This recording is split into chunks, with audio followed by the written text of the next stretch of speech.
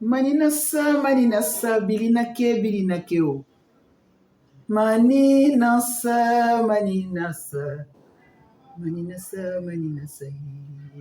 Alléluia. Je vous salue encore dans le nom de Jésus. Ce soir, nous allons prendre nos Bibles dans le livre de Jean. Jean 8, à partir de verset 1 jusqu'au verset 11. Jean 8, à partir du verset 1 au verset 11. Oui. Je lis la parole de Dieu.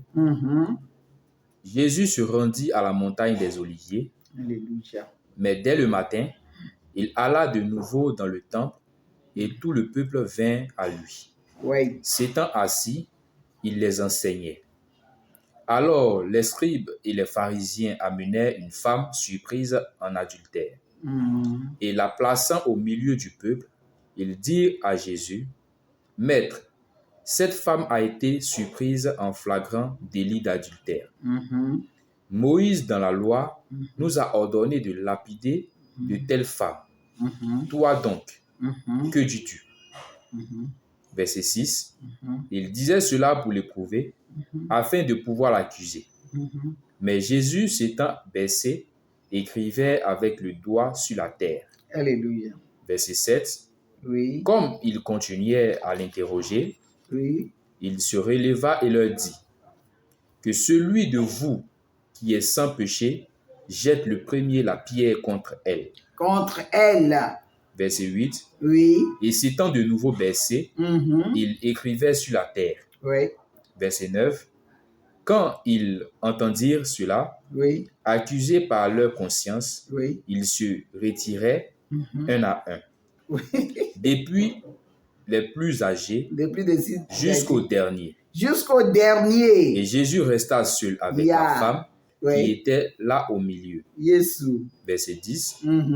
Alors, s'étant relevé et ne voyant plus que la femme, Jésus lui dit, oui. Femme, où sont ceux qui t'accusaient? Oui. Personne ne t'a-t-il condamné? Verset 11. Oui. Elle répondit, oui. Non, Seigneur. Non, Seigneur. Et Jésus lui dit, oui. Je ne te condamne pas non plus. Jésus. Va et ne pêche plus. Et ne pêche plus. Alléluia. Ce soir, mon thème, c'est Jésus seul qui est juste. God. Maninatori en santé. Il n'y a que lui seul qui est juste.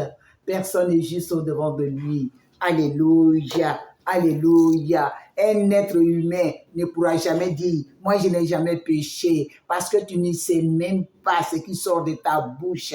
C'est Jésus seul qui est juste. Alléluia. Alors, le verset 1 dit quoi? Verset 1. Jésus se rendit à la montagne des Oliviers. À la montagne des Oliviers. Oui. Verset 2. Verset 2. Mais dès le matin, oui. il alla de nouveau dans le temple et tout le peuple vint à lui. Oui. S'étant assis, oui. il les enseignait. Il les enseignait la parole de Dieu, oui. Verset 3. Verset 3. Alors, les scribes et les pharisiens amenèrent une femme surprise en adultère. En adultère. Alléluia. Ils sont venus avec cette femme-là. Cette femme-là, elle a commis l'adultère. Mais Jésus va lui dire quoi? Verset 4. Verset 4. Et la plaçant au milieu du peuple, il dit à Jésus, Maître, cette femme a été surprise en flagrant délit d'adultère. D'adultère. Alléluia. Jésus n'accuse jamais. Jésus n'est pas venu sur la terre pour des personnes qui se portent bien, pour des personnes qui ne pêchent pas, mais il est venu pour ceux qui sont malades, ceux qui sont dans le péché, pour que ces personnes soient gagnées à lui. Alléluia. Alors, si toi tu avais l'habitude d'accuser, si tu avais l'habitude de condamner, si tu avais l'habitude de voir le péché partout, arrête, il faut que tu arrêtes. Parce que Jésus n'est pas venu sur la terre pour ceux qui se portent bien. Il est venu pour nous qui sont toujours dans le péché, qui sont toujours en train de pécher, en train d'injurer. On prend la même bouche pour bénir, on prend la même bouche pour injurer. Alléluia. Il n'est pas venu pour ceux qui se portent bien, mais ceux qui sont dans l'adultère, ceux qui sont dans la boisson, ceux qui ne se portent pas bien. Toi, tu vas vers eux et puis tu les mets sur le chemin, sur le vrai chemin de Jésus-Christ. Alléluia. Verset 5. Verset 5. Oui. Moïse, dans la loi, nous a ordonné de lapider de telles femmes. Toi donc, que dis-tu? Que dis-tu, Jésus-Christ? Il va répondre à verset 6. Verset 6. Oui. Il disait cela Oui. pour l'éprouver. Pour l'éprouver, pour se moquer de lui. Afin de pouvoir l'accuser. Pour l'accuser, oui. Mais Jésus s'étant baissé, écrivait avec le doigt sur la terre. Sur la terre. Pour voir, pour réfléchir, pour répondre, pour avoir une réponse vraiment favorable. Verset 7. Juste, oui. Verset 7. Comme il continuait à l'interroger, oui, pour l'accuser, il se releva et leur dit que celui de vous qui est sans péché jette le premier la pierre contre elle. Contre elle. Toi, tu peux élever la voix pour dire quoi? Ouais, tu peux dire quoi? Que tu n'as jamais péché. Tu peux dire quoi? Que tu n'as jamais fait kyogo. Tu peux dire quoi? Que tu n'as jamais injuré. Tu peux dire quoi? Tu peux pas. Tu es un être humain. Tu ne peux pas. C'est Jésus lui seul qui est sans péché. Oui, verset 8. Verset 8. Et s'étant de nouveau baissé, il écrivait sur la terre. Sur la terre, oui. Verset 9. Quand ils entendirent cela, accusés par leur conscience, ils se retiraient un à un, depuis les plus âgés jusqu'au dernier. Alléluia, gloire.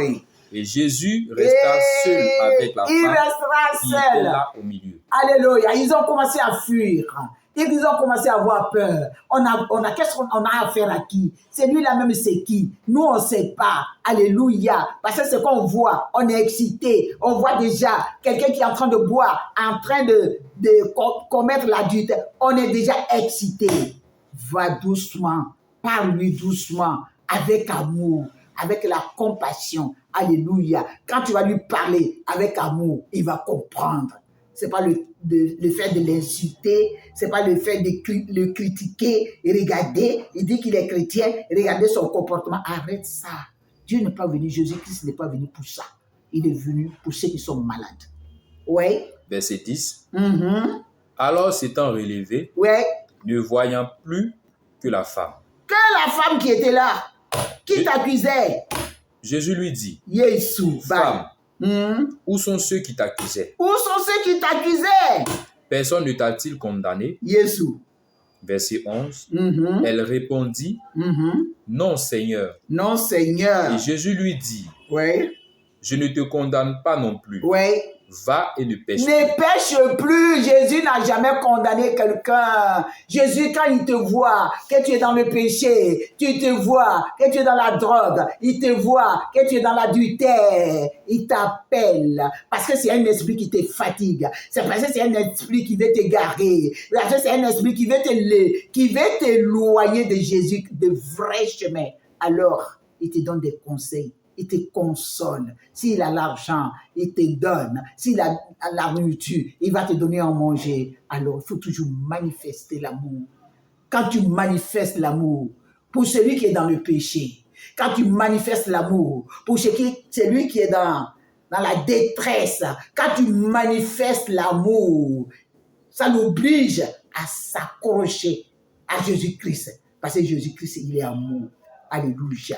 Si tu n'as jamais manifesté l'amour et que tu es là toujours pour accuser, pour condamner, il faut te repentir. Parce que personne n'est juste devant Jésus-Christ. C'est lui seul qui est juste.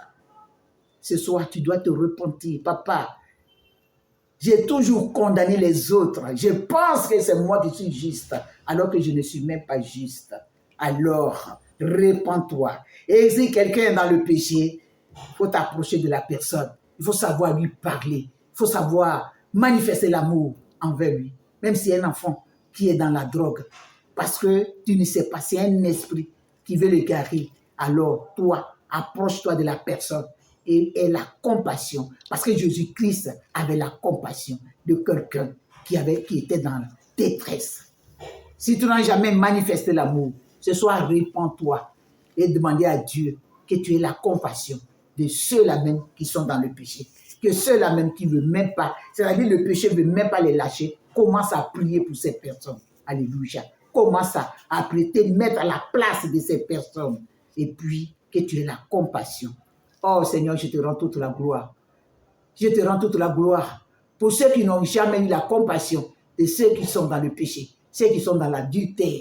Oh Jésus-Christ, que tu aies la compassion, que tout esprit d'adultère, esprit de fornication, esprit de l'alcool, quoi que ce soit, que ça quitte ces personnes et que toi, l'Éternel, ton sang les lave, ton sang les purifie, ton sang les sanctifie. Merci Jésus-Christ, parce que tu le fais. Que la gloire te revienne. Au nom de Jésus. Amen.